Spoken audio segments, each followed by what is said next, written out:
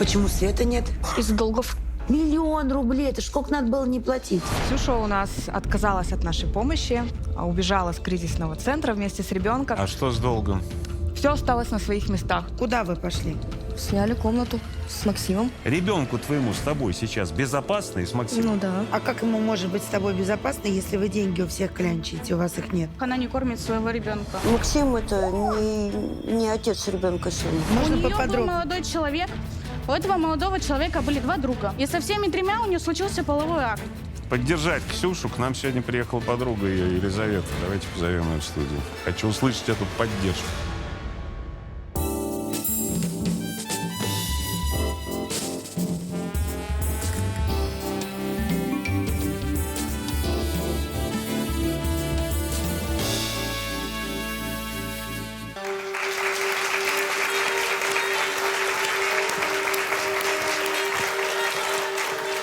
Добрый день! Несколько месяцев назад мы снимали программу, которая не оставила никого равнодушными.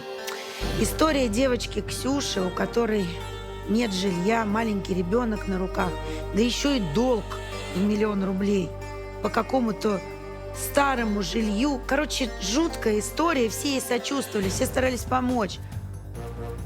Но что-то случилось. Нам не дано предугадать, как наше слово отзовется. Посмотрим на Ксюшу сегодня повнимательней. Сегодня в нашей студии Екатерина Кириченко. Она уже была здесь, а вот с чем пришла сегодня, сейчас и узнаем. Здравствуйте. Здравствуйте. Вы у нас не в первый раз. Да. По какому поводу сегодня? После прошлой передачи Ксюша у нас отказалась от нашей помощи, убежала с кризисного центра вместе с ребенком из центра, где ей дали возможность безопасно жить, чистое белье постельное, трехразовое горячее питание, безопасность. Это все было абсолютно бесплатно для нее. То есть и она решила это променять на мужчину. Понятно. Но перед тем, вот как... причина побега, Да, мужчина. перед тем, как мы мотивы-то реальные поймем этого побега, давайте вспомним, что было на прошлой программе. Мама меня бросила на бабушку и ушла ради мужика какого-то. Из детского дома вы уже выпустились, а жить вам негде. Да. Как так получилось, что вы забеременели? Планировали вначале. А потом, как он узнал, он сказал, что это не мой ребенок. И ушел. Да. И вы Пропал. всю беременность были одна. Да, не всю. Я познакомилась в общежитии с бывшим, и была с ним. Когда вас отдали в детский дом, никто даже не подумал, что у вас в квартире, где вы жили, есть доля. В этой квартире вы жить не можете. Почему? Там нет элементарно света и возможности приготовить ребенку поесть. А почему света нет? Из-за долгов. 1 000 000 рублей. Это ж сколько надо было не платить? Ужас какой. Вы решили попробовать пожить с мамой. Да. И что получилось? Так что мы поругались с отчимом, подрались. Когда тебе 20 раз попросишь, помоги прибраться. Ты сидишь в телефоне, у тебя Семен орет, как обычно. Вы, мужик, вышли сюда, во что рук нет. Обои поклеить нельзя, бардак жуткий. Хламовник, в котором Погоди, ты вот- живешь. Ну, давайте вот что, то есть к той квартире все-таки вернемся. Как там эти долги образовались-то вообще?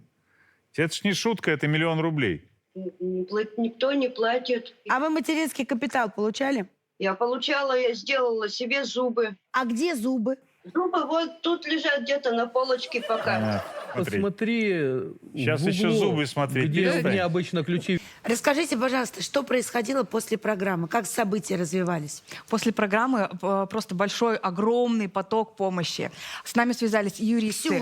Ксюши. Люди ей приносили памперсы, вот просто сотнями. Памперсы, детское питание, стиральные порошки, и для нее питание. То есть она была обеспечена полностью всем. Когда мы встречались с юристом, она приехала, она была с Семеном, ничего не предвещало беды. Я ничего не заподозрила, потому что она настолько была адекватно соображавшая, говорила правильные вещи, да, что она хочет эту квартиру сделать, что она хочет, чтобы у Семена было свое жилье, она хочет получить образование. Она попросила, у нас в фонде есть программа «Я сама», где мы обучаем мамочек какими-то профессиям. Она хочет заниматься маникюром. Хорошо, он говорит, мы сейчас определим Семена в садик, ты пойдешь учиться на маникюр-педикюр, мы тебе поможем, поможем, будешь зарабатывать, выйдешь на Ну, самообеспечение. казалось бы, вот, вся Понятно. страна Всё есть. откликнулась. Вы нам до программы рассказали, да, как развивались события с Ксюшей дальше. Давайте посмотрим.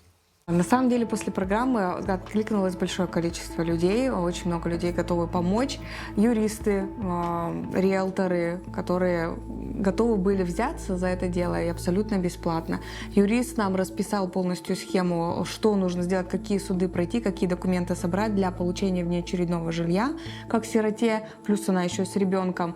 Риэлторы готовы были заняться ситуацией с квартирой, с долгом. Когда Ксюша вот так убежала и выбрала именно жить с Максимом и выбрала не общаться, не продолжать. У меня было написано: мне от вас больше ничего не надо. Максим способен содержать нас с Семеном полностью, он нас обеспечит, больше в вашей помощи мы не нуждаемся. У нас по уставу помощь оказывается женщинам, одиноким женщинам с детьми до 3 лет. Если она уже становится семейной, да, если она находит себе мужчину, то есть забота о ней и ее ребенке переходит в руки мужчины. А вы с этим мужчиной-то общались, нет? Очень мало. Лично мы встречались всего лишь 1 раз. И когда они приходили за продуктовой помощью, это было до передачи «Задолго». Дальше мы общались с ним по переписке и пару раз по телефону. Но вот когда она сбежала, как она сбежала, кстати? Просто ушла, и все. Кризисный центр — это не тюрьма, она может спокойно передвигаться. Максим пришел туда. По рассказам сотрудников центра, он попросил ее выйти, она вышла, значит, сообщила, что идет покупать Семену зимнюю одежду. Ну, на что ей дали пропуск, все, замечательно, иди. Но потом она больше не вернулась. Так, а вы пытались с ней как-то связаться? Или с ним, с Максимом, с этим? С ней сразу же пыталась связаться. На что мне пришла смс-ка: еще раз вы мне позвоните, я буду писать заявление на вас в полицию, вы меня преследуете. А с Максимом? С Максимом мы переписывались. Пару раз созванивались, где он мне заверил. Сказал, что все, я беру на Ксюшу ответственность полную. Семен мой сын. Я сейчас... Мы подаем заявление в ЗАГС, будем расписываться. Семена я беру, буду оформлять отцовство. А почему он назвал его своим сыном, если он не его сын, насколько я помню, из прошлой программы? Он твердо уверен, что это его сын. Ну, хорошо, его слава невозможно Богу. Хочет быть изменить папой, мнение. слава Богу. Единственное, что я просила, говорю, дай мне хоть ее голос послушать. Ну, я не могла поверить, что Ксюша вот так вот возьмет, меня везде заблокирует, отовсюду. Мы Вот 2 так. года с ней, вот в один миг, в один. Мы 2 года с ней, мы к родам ее собирали. Мы, когда Семен родился, мы тоже на младенчество собирали и одежду, и памперсы. То есть мы постоянно были в контакте. Я удивилась. Я испугалась сначала, думаю, может, он ее держит, может, он Так ее... дал голос-то послушать? Дал буквально пару слов. И она сказала: здравствуйте. Я говорю: Ксюша, все в порядке, Семен в порядке. Говорит: да. И тут Максим говорит: что ты бы выбрала, там, в Малахите вот жить или со мной? Я выберу тебя. И все. И все. И больше я ее голос не слышала. Так, а теперь скажите мне, после программы вы сказали, что люди кинулись помогать. Она помощь-то приняла? Всю помощь принимала. Сколько, от кого и как? Вот то, что переводилось через фонд, мы ей покупали продукты и пересылали, там незначительная сумма была в пределах 5000 через фонд. Но, насколько я могу знать, переводились не только через фонд. Люди отказываются работать через фонды, но они хотели помогать ей лично.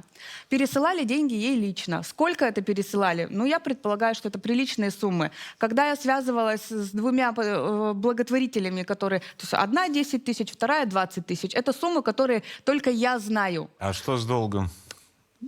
Все осталось на своих местах. ВОЗ и ныне там. Потом мне, значит, одна благотворительница, она не разрешила называть ее имя, говорит: я ей помогала, коляску купили, деньги пересылали, продукты купили, памперсы 100 штук привезла, питание привезла, буквально через неделю она пишет: скиньте денег малому на кашу. То есть она стала звонить тем, кто ей помогал раньше, оставались личные контакты, и просить денег, да? Просить денег, причем это очень было... открыто, и я, простите за слово, в наглую, дайте денег, у нас там совсем плохо. Но пределом, вот просто моим пределом стало, когда от имени Ксюши, я не скажу, что это Ксюша, я не могу это говорить, потому что они говорили, что это не она, написали моей еще одной подопечной, матери 3 детей, женщина сама, которая нуждается, в просьбе о помощи 8 тысяч. Их выгоняют из дома якобы, им нужно 8 тысяч заплатить за этот дом. Максим же сказал, что он в состоянии всех Он в обеспечить. состоянии. Он же... Я тоже так подумала, что он же в Кстати, состоянии. насчет Максима. Он нам сказал, что ему нельзя показывать свое лицо по телевизору. Почему? Ну, Почему? не знаю, может быть, он сильно засекреченный парень. Это мы пока не знаем. Лицо нельзя показывать, но комментарий он нам дал к тому, что происходит. Давайте послушаем.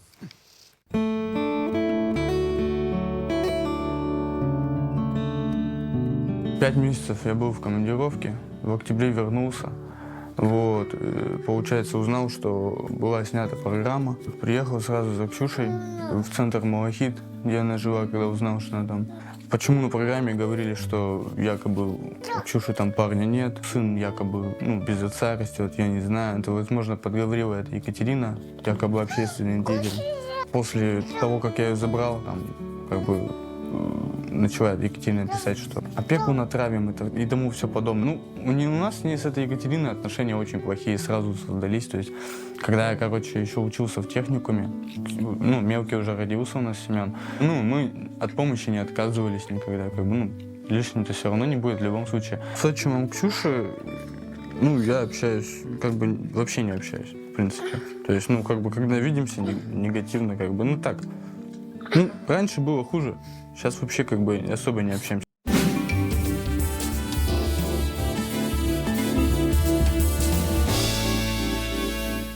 Я так понимаю, что вы терпели, но терпение ваше лопнуло, и вы обратились опять в средства массовой информации. Что стало последней каплей? Последней каплей стало оскорбление моей подопечной. Вот как раз... Той самой Татьяны, у которой Той самой Татьяны, у которой 3 детей. Значит, они начали ей писать: помогите, нам нужно 8 тысяч. Когда Татьяна написала, говорит, у тебя же есть мужчина.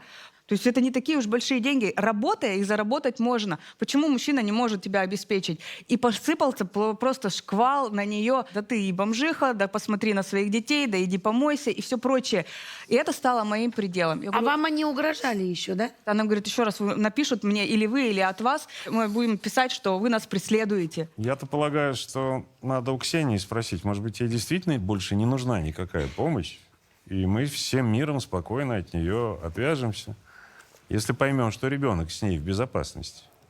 Потому что в противном случае мы привяжемся так, как всегда привязываемся, когда детям угрожает что-нибудь. Угу. Поэтому давайте позовем Ксюшу сюда.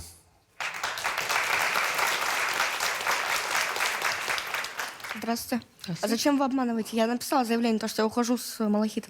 Ты написала заявление? Ну да, вы сказали, то, что я убежала, просто не пришла. Так ты написала когда? Ты присаживайся. Сразу же в этот день я пришла, сказала, то, что я не пойду туда. Она сказала, приходи, пиши заявление. Я пришла, написала заявление. Нет, ты написала заявление через, если я не ошибаюсь, дней 10 тебя не было. Не 10 дней. То есть ты приняла решение, что больше в кризисном центре оставаться не будешь? Да. Почему? Мне там не очень нравилось. Там еда невкусная была. Еда невкусная. Да. Хорошо, и ты решила оттуда уйти? Да. А тебе было куда пойти? Нашли же. Куда вы пошли? Сняли комнату. Кто снял комнату? Мы вместе. С кем? С Максимом. Ты приняла решение сойти с ним обратно? Да. Ты же нам говорила, что он тебя бил и обижал. Он меня не бил, это я так преувеличила. Зачем? Жалость вызвать. Жалость вызвать? И сейчас у вас все хорошо? Да. А это его ребенок? Нет, он решил то, что будет. То есть он знает, что это не его ребенок, но он готов стать ему отцом? Да. И записать его на себя? Да. Странно, мы буквально несколько минут назад слышали его комментарий о том, что он отец. Ему так хочется верить. Пусть верит. Хорошо. А к Кате у тебя сейчас есть какие-то претензии? То, что я знаю, то, что нельзя выкладывать мою фамилию, имя и фотографию мою. Я без моего разрешения не подписывала же никакие бумаги, что я соглашаюсь. Угу. А на что вы сейчас живете? Я вот сейчас на работу выйду. У Максима зарплата. Нет, ты на работу выйдешь. Семен-то где будет? В садике. Все оформила в садик? Да. Если Максим в состоянии обеспечивать тебя и ребенка, то зачем просить денег у посторонних людей, а потом, когда они не дают, еще оскорблять их? Мы бы вернули. Значит, давай так, серьезно только. Мы ведь пригласили тебя сюда не для показательной порки, хотя иногда очень хочется выпороть кого-то вроде тебя, кто очень хитро устроилась в жизни. Я сиротка, пожалейте меня, вот мои лапки. Он долг в 1 миллион, вот ребенок, это изверг Максим, он бьет меня, он не отец ребенка. Нет, он отец, нет, он не отец. Все понятно. Мы здесь собрались только потому, что хотим понять, ребенку твоему с тобой сейчас безопасно и с Максимом Ну да. или нет? Да. Потому что если мы поймем, что нет, ты понимаешь, что будет на следующий день буквально. Понимаю. А что будет? Опека. Ну? Что опека? Ну, если небезопасно, заберут, естественно. Ну? А ему точно с тобой безопасно? Да. А как ему может быть с тобой безопасно, если вы деньги у всех клянчите, у вас их нет? Давайте посмотрим, как вы сейчас в съемной, да, ведь? Да. В комнате живете. А кто да? платит, кстати, за нее? Мы оба. А у тебя деньги откуда? Пособие. А Как сколько он можно платит? было уйти просто Нет, от а места, сколько он платит? 9. Сколько стоит эта комната? 10. А у него нет 10 заплатить? Есть, но мы еще продукты же покупаем. Вот мы сейчас смотрим на то место, откуда ты слиняла с ребенком. А теперь давайте посмотрим, где вы сейчас живете, взрослой жизнью.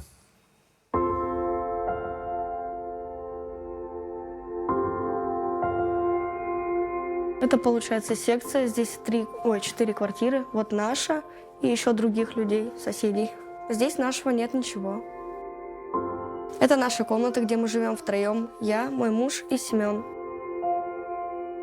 Тут хранится детская обувь. Тут хранится наша одежда.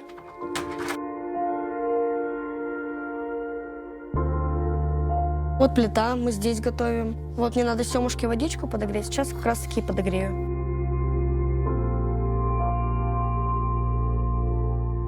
Это кровать, где мы спим втроем. Вот тут я, здесь спит Семен, там Максим спит. Это кухня, здесь мы моем посуду. Соседи мне не помогают с ребенком сидеть. Вот электрические плиты, здесь люди тоже готовят. Здесь, в принципе, нашего тоже ничего нет. Тут вот такая ванная комната, 2 туалета. По утрам я не видела, чтобы здесь очереди собирались. Тут, получается, там 4 же комнаты. И, получается, 2 комнаты, это раковина, и 2 этой. Здесь не холодно, а душно, 4 комнаты, 1. Как давно вы там живете-то? Меньше месяца. Сколько? Честно говори, Неделю сколько вы где-то. там живете? Неделю. 4 дня. А до этого вы где жили? И съемочная группа, которая снимала это, не могла раздеться, куртки снять. В пуховиках ходили, потому что там дубняк просто. 4 Где- дня. Да. Где до этого жили? Где? У бабушки, У какой бабушки? Максима. А почему не остались у бабушки? Ну, ей тоже тяжело будет. Она вас выгнала? Нет. У нас какая-то странная история получается. Прям реально странная. Все люди, которые на прошлой программе были как вроде против, теперь они вроде как за. Даже с отчимом, я так понимаю, помирилась, да? Мы просто общаемся пока и все. Максим тоже, как ты видишь, подкатился под бочок. А вот те, кто за тебя реально хлопотал, они почему-то уже не на твоей стороне, включая твою подругу Ангелину, верно ведь? Да? Но ты с Ангелиной общаешься? Нет. Почему? Ну, а зачем мне с ней общаться? Она приехала сюда в прошлый раз за тебя драться. Что заставило вас поссориться? Ну, она обвинила меня в том, что я якобы у нее деньги украла. Хотя это не так. Ты не брала у нее деньги? Нет. Давайте Ангелину позовем в студию и выясним, почему она уже бывшая подруга Ксении. Здравствуйте. Я прошу, чтобы у нее забрали ребенка. О как. Потому что в которых условиях находится с ней ребенок, этого нельзя. Ну А вы в какие прошлый раз условия? с другим посылом в эту студию выходили. Да, потому что я думала, что сейчас ей люди помогут, она забудет про этого Максима, и она начнет с Семеном нормальную, хорошую жизнь. Но все, ошиблась. А что вы про Максима этого знаете-то? Расскажите нам. Я про него особо ничего не знаю. А он просто- отец или не отец? Нет. Она сама не знает, кто отец. Это как? А вот так вот. А У можно нее был поподробнее? молодой человек. У этого молодого человека были 2 друга. Так. И со всеми 3 у нее случился половой акт. Так И они всем троим она сказала, что они отцы. Все сразу же и отказались. Одновременно? Одновременно. Давайте так, вы, Ангелина, рассказали нам кое-что до программы. Давайте Да. посмотрим.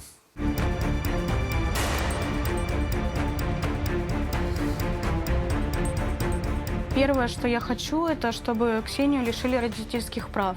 Второе, что я хочу, это чтобы Максима наказали за его поступки. На самом деле, что говорил отчим Ксюши на программе, это все правда. Что она сидит в телефоне, играет и на ребенка вообще внимания не обращает. Что ребенка она сама не покормит, пока кто-то не накормит. А когда Ксюша жила у нас еще до программы, она каждый день пила по 2-3 бутылки пива. Потом она знакомилась на всяких сайтах с мужчинами. В течение часа они общались. Потом она могла с ними поехать гулять, при этом взять с собой ребенка. Каталась с ними на машине. Она могла спокойно ударить своего ребенка, не стесняясь вообще ничего. Гулять собирались однажды. Она ему с такой силы под попу пнула, что он отлетел. По поводу Максима, он неадекватный молодой человек. Нам поступают одни угрозы с его стороны. То, что он поднимется к Ксюше, там, перережет ее, перережет ребенка. Вот он писал последнее сообщение моему мужу. «Слышал, вы в натуре нюх потеряли, псы. Ты за бабой своей следи, это уже рамки переходит, и на меня эти проблемы распространяются. Слышишь, я приеду и сожгу вам хату, долбоящеры». Когда я была на 9-м месяце беременности, он мне написал то, что попросит своих подруг, чтобы они запинали меня, чтобы у меня было мертворождение, чтобы у меня случился выкидыш. И после этого я неделю до родов я не выходила на улицу совсем. Мужа, сестре он написал, что готовьте 3 инвалидных кресла, что он приедет, нас там покалечат, и что нам нужны будут инвалидные коляски. Какой кошмар. Слушайте, Ангелин, она нам сказала на той программе, что он ее бил. Да. А сейчас Это она так и сказала, есть. что она это все придумала. Нет, это так и есть. Она от него приезжала ко личное мне вся видео. в синяках.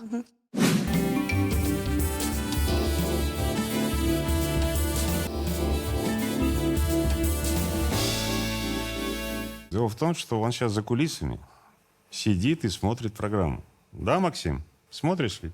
И по-прежнему заявляет, что нет, мне нельзя светиться, я такой весь засекреченный. Писать вот это вот женщинам беременным он может, наглости хватает. А выйти в студию и взять реально ответственность за эту девочку и за ее ребенка не может. Променяла все, получается, тебе готовы были помочь. Я сама мать, у меня 12 детей, и я помогаю таким же женщинам для того, чтобы их вдохновить, для того, чтобы они могли начать свою жизнь вперед, двигаться куда-то, обучаться, за своего ребенка нести Слушай, а ответственность. вы вообще чего хотите? Ну, выйти на работу, На какую? устроить ребенка в садик. На какую работу? В садик тоже решила пойти. Вы пойдете работать в детский садик. Кем? Не знаю, может, нянечкой. Нянечкой? А вы считаете, что в детский садик всех подряд нянечками берут? Для этого нужны документы, медицинские книжки, куча всего. Это работа с детьми. А вам предложили, вы хотели обучаться на мастера маникюра и педикюра? Хотели? Ну да. Ну, у вас бы уже была профессия. А в детский сад, чтобы ребенка устроить, что для этого нужно? Мне расскажите, что? Документы. С поликлиники все принести. Какие документы нужны? Свидетельство о рождении. И еще. Опаньки. А ребенок должен быть где-то зарегистрирован. Вот а это- детский сад по месту регистрации. Вот Понимаете, вот вы решили жить очень по-взрослому, но при этом вы ничего не знаете. мало того, без нашего участия, а вы нам соврали здесь, что вы уже ребенка в сад устроили, без нашего участия вы бы не нашли свидетельство о рождении. Наша группа съемочная, поскольку вы потеряли свидетельство о рождении ребенка, вылетела на 2 дня раньше, чтобы сделать это свидетельство. Но нашлось. Потом оно нашлось. А вам паспорт сделали, потому что он у вас просроченный был. Это что, взрослая жизнь? Вы сюда вышли, Ангелина, сказав, что вы хотите, чтобы у нее забрали ребенка. Какие основания у вас есть для этого? Много. Во-первых, она не кормит своего ребенка Конечно. полноценной едой. А чем она Ребенку кормит? практически 2 года. Он должен питаться уже как взрослый человек, ну, обычной едой. А она Он ему ест всё делает сейчас. смесь, кашу заваривает. Даже когда она жила у меня, пока я не посажу своего ее ребенка есть, она сидит в своем телефоне. Она может спокойно подойти к своему ребенку и пнуть. Подзатыльник дать. Мой муж с ней очень много из-за этого ругался. Много разговаривал. Он говорит, я сейчас подойду и сам тебе тресну. Какие прививки у ребенка сделаны к его... Они год не были в больнице. Ты правда не понимаешь, что ты отсюда выйдешь вот в эту взрослую жизнь со своим Максимом, но уже без ребенка? Тебе нельзя его доверить. Поддержать Ксюшу. К нам сегодня приехала подруга ее, Елизавета. Давайте позовем ее в студию. Хочу услышать эту поддержку.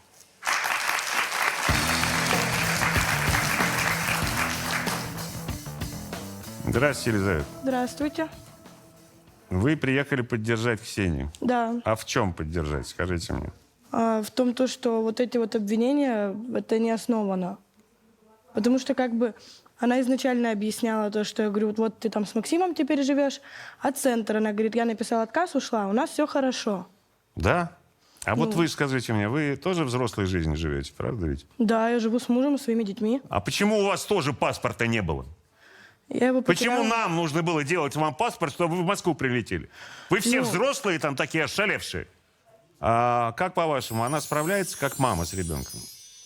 Ну, я думаю, да, вполне. А почему прививки не сделаны? Почему в детский сад ребенок до сих вот пор не этого, вот мне...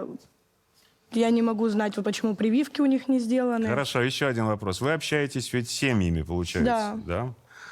Что про Максима нам можете рассказать? Да плохого-то ничего не скажу. А что он не выходит в студию? Чего он боится? Я не знаю, честно, вот этого я не знаю. Я ему говорила, пойдем выйдем, как бы. Не Нет. хочет. Что, я с ним только что разговаривала. Я же не просто так из студии ушла. Я говорю, одевай балаклаву. Просто балаклава и выходи, снимайся. Фамилию твою не покажем. Максим. Да сколько у нас Максимов в балаклаве? Ну и что? Пожалуйста. Нет, не пойду. Нет, не пойду. Вот такого ты себе мужика нашла, классного. Он мне за кулисами сказал, что это ты его попросила сюда приехать. Для чего? Ну, чтобы он просто рядом был. Ну, для чего он тебе рядом? Спокойней так. Рассказать историю, которая вчера произошла насчет спокойствия. Вы решили погулять по Москве, верно? Поехали в Сити, заблудились. И стали звонить редакторам, кричать, дайте срочно машину, нам холодно, значит, заберите нас отсюда. В этой гостинице мы не будем жить, вот в этой будем жить. Это взрослые люди? Когда-то, когда Максим еще давно, можно год, наверное, назад, он мне писал, что сделать, чтобы ребенок стал, моим, как мне его оформить. Я ему рассказывала прям по пунктам, говорила, Зачем? что нужно сделать, А вот, если понимаете, он хотел взять ответственность. Вот смотрите. Но он не сделал да, ничего. Слушайте, он и не сделал, не сделает и не будет ничего делать. Я уже сказал, что в нашей программе какие-то перевертыши сегодня странные, потому что кто смотрел ту программу, помнят отчима Ксюши, Григория. Дело в том, что в его жизни тоже какие-то изменения произошли. Вот какие, давайте у него и спросим. Григорий, идите к нам.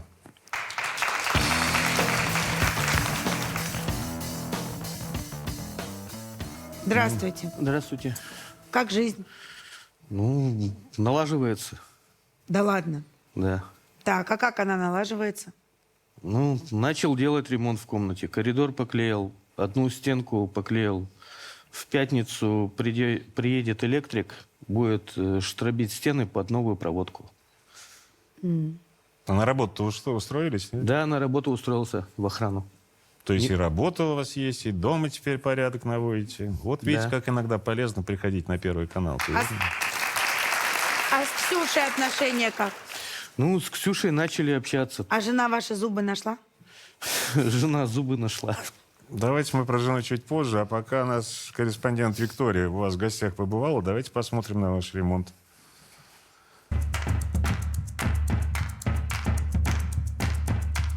После программы я активно начал заниматься ремонтом нашей комнаты. Здесь раньше был шкаф, мы его убрали. Вот эта стенка подготовлена уже. Ну, я ее буду делать после того, когда электрик протянет вот провода.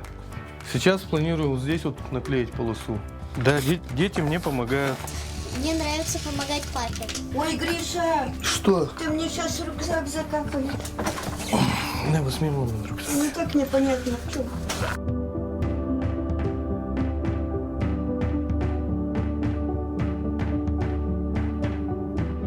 Еще 1,5-2 недели, и ремонт будет закончен. Люстра будет вместо этой, будет вот такой полукруг маленький, светодиодная, на пульте дистанционного управления. Купили бэушный диван в хорошем состоянии, тот выкинули. В планах поменять гардину, то, что она старая, и окно где-то, может, в следующем месяце.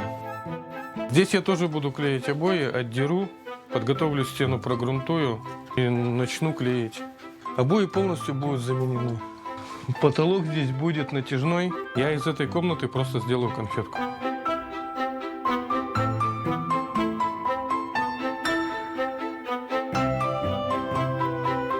Из-за того, что мы делаем ремонт, у меня стала душа даже вот не то что смеяться, она даже начала петь даже. Течет ручей, бежит ручей, и я ничья, и ты ничей. Вы знаете, что у Ксении в жизни происходит? Ну, слышал. А мама ее знает, что происходит? Ну, мама с ней как бы не общалась. Она то в садик, то в школу возят детей. То есть они как-то общались, но я разговора не слышал.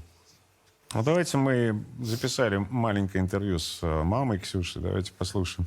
После программы я к Ксюше стал относиться по-другому, более-менее ее понял ее проблемы и стал относиться лучше. Вернулся ее парень, забрал ее из Малахита. Одно время они жили на Викулова, когда там свет включили, они приехали туда. И они съехали, где-то снимают квартиру. Если она сейчас придет, попросится жить, я ей не откажу. Ругаться мы с ней не будем. С Ксюшей стали нормально общаться. Ну, я иногда позваниваю, когда есть времечко. Я же все беготне, да. Я не хожу к ней в гости, то есть, ну, не получается, да и она, наверное, и не скажет, где живет. Максим – это не отец ребенка Сёма. Видите, какая история? Она выбрала жизнь с Максимом, считая, что это взрослая жизнь. Она занимается попрошайничеством, он угрозами. Вот сидит свидетель, который беременный на 9-м месяце. И она, и он угрожали. Вы понимаете, что мы не можем этого терпеть никак? Не, ну это-то я понимаю. Вот у нее взрослая жизнь. Пусть она живет взрослой жизнью. С Максимом, с Петром, с Василием. Но ребенок здесь при чем?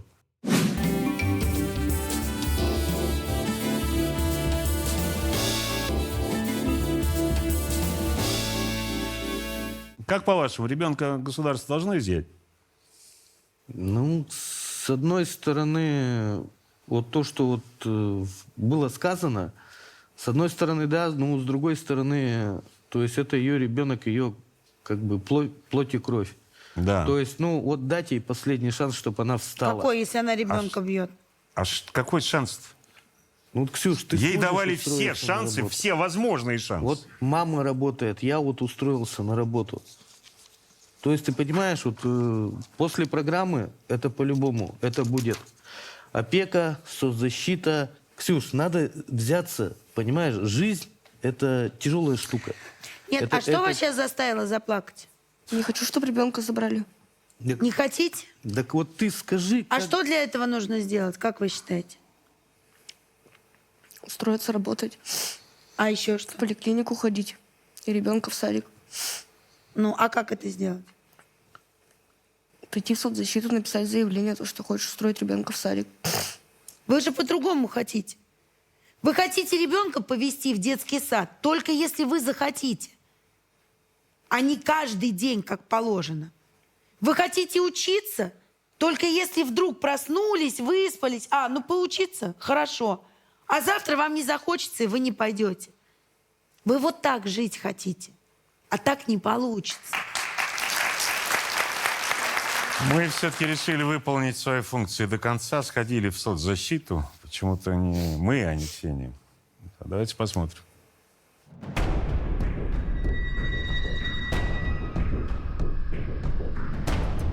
Вы писали заявление, но в очереди ее так и нет. Она есть в очереди. Ну, я по спискам проверяла, в интернете там нету. Ну, потому что в списке обновляется информация раз в квартал.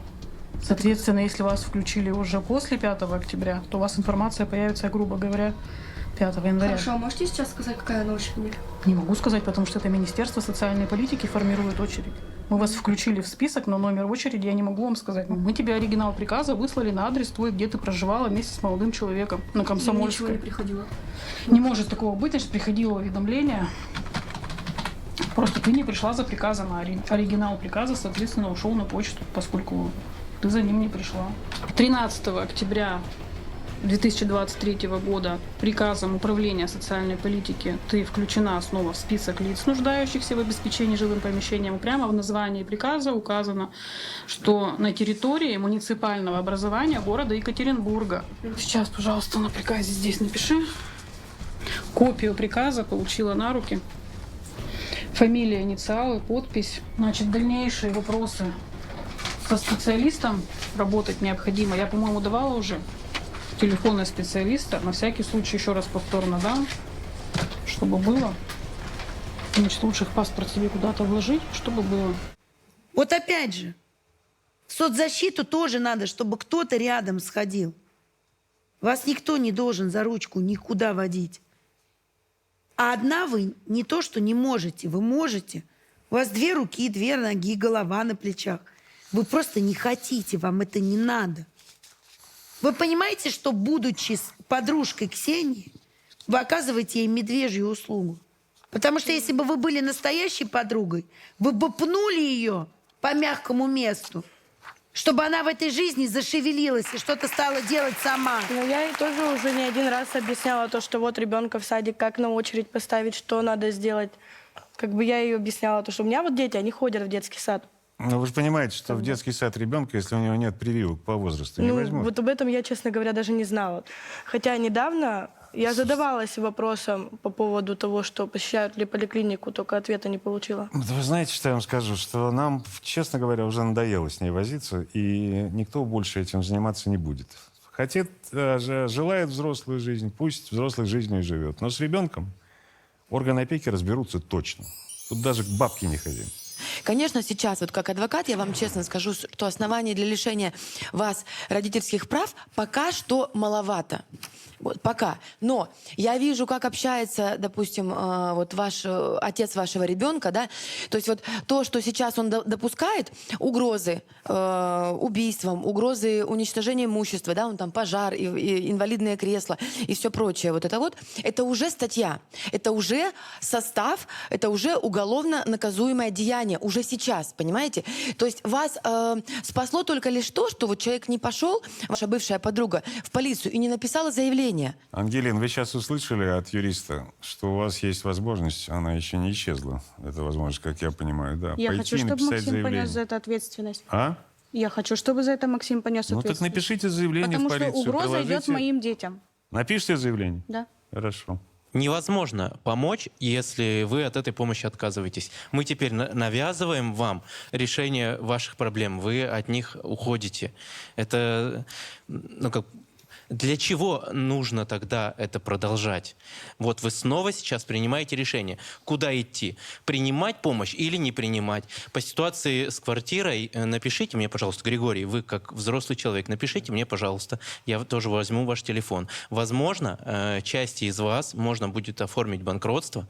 Сейчас условия изменились, как раз для пенсионеров это. Для вас, Ксения, для вас. Вы сейчас можете пойти в МФЦ, написать заявление, долг ваш спишут через полгода, он останется на других. Да ей все объяснили уже. У нее была встреча с юристом да, после я программы. Если вы этого шага не сделаете, мы вам здесь не помощники вообще.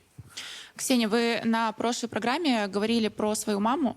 И если посмотреть на маму в детской позиции, на вас в детской позиции, ребенок, который сам по себе ребенок, и он не имеет права принимать решения и не умеет принимать решения. Но в вашей, правда, вот да, сейчас коллеги говорили до меня, в ваших силах сейчас это решение принять. Потому что то, как вы сейчас поступаете, то, что вы сейчас делаете, на самом деле вы через, там, не знаю, 10-15 лет придете к тому, что на вашем месте здесь будет сидеть ваш ребенок. Первый раз за участие в этой программе, за долгие годы участия в этой программе не хочется помогать. Вот я сижу, Юля, у меня пустота. Единственное хочется, чтобы твой ребенок рос достойно, не так, как ты. Не возьмешься за ум, твой ребенок будет жить в хорошей другой семье. Ты все еще думаешь что вот эта история девочки-сиротки и дальше будет прокатывать. Нет, не будет.